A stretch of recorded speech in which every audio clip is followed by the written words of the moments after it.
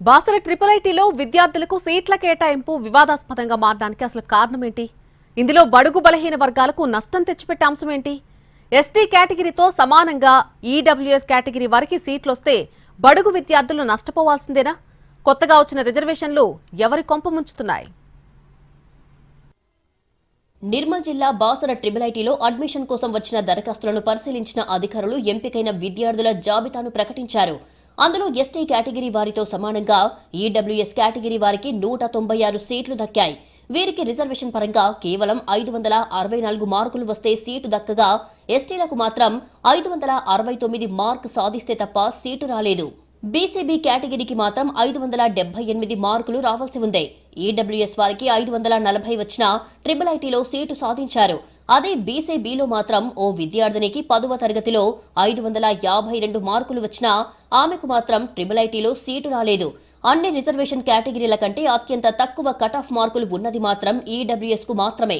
Triple IT మొత్తం cut off మార్కుల్లో అందరికంటే తక్కువ అంటే కేవలం 564 మార్కులు వస్తే సీటు సాధించింది మాత్రం ఈడబ్ల్యూఎస్ కేటగిరీ వాళ్లు మాత్రమే.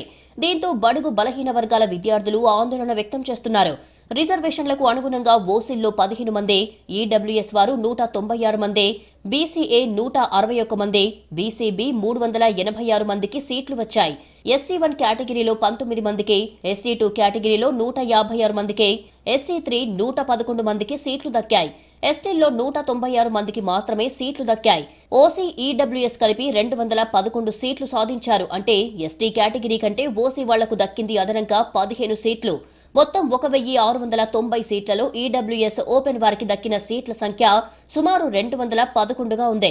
తమకు తీరని అన్యాయం జరుగుతుందని బడుగు బలహీన వర్గాలు ఆవేదన చెందుతున్నాయి. ఈడబ్ల్యూఎస్ కోటా పేరుతోటి కేంద్ర ప్రభుత్వం తీసుకొచ్చిన దాంట్లో 10% ఈడబ్ల్యూఎస్ కోటా కింద కేటాయిస్తున్న పరిస్థితి ఉంది.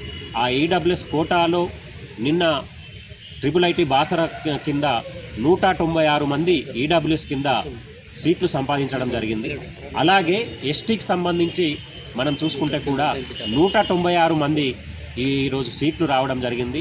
కింది అట్టడుగు వర్గాలు, కింది కులాలు, పేదలు, సమాజానికి దూరంగా బతుకుతున్న ఎస్టీలకు సమానంగా ఈరోజు రెడ్డీస్ ఎవరైతే ఈడబ్ల్యూఎస్ కోటా కింద రెడ్డీస్ కానీ పెద్ద కులాలు ఏవైతే ఉన్నాయో వాళ్ళకు కూడా సమానంగా సీట్లు రావడం అనేది ఇది సామాజిక అంతరాన్ని పెంచుదది తప్ప ఇది తగ్గించదు. మొత్తం 1690 సీట్లకు గాను బాసరకు 1509 మంది, మహబూబ్ నగర్ కు 181 మందిని సెలెక్ట్ చేశారు. ఇక జిల్లాల వారీగా చూస్తే ఈడబ్ల్యూఎస్ 801 దరఖాస్తు చేసుకోగా అందులో 196 మందికి సీట్లు వచ్చాయి. ఓసీల్లో 251 మంది అప్లికేషన్లు వస్తే అందులో 15 మందికి సీట్లు దక్కాయి. అదే ఎస్సీ, ఎస్టీ, బీసీల్లో వేల సంఖ్యలో దరఖాస్తులు వస్తే సీట్లు వచ్చింది మాత్రం 200 లోపే. కొత్తగా తెచ్చిన ఈడబ్ల్యూఎస్ రిజర్వేషన్ కేవలం బీసీనే కాదు, ఆఖరికి ఎస్సీ, ట్రైబల్స్ ను సైతం తీవ్రమైన దెబ్బ కొడుతున్నాయి. 196 సీట్లు ఈడబ్ల్యూఎస్ పేరు వచ్చినాయి. ఇంకా ఓసీ ఎత్తికి అది కామన్. అది బీసీ విషయాన్ని మాట్లాడుతున్నాను నేను కాబట్టి బీసీఏలో 161, బీసీబీలో 386, బీసీబీలో 16.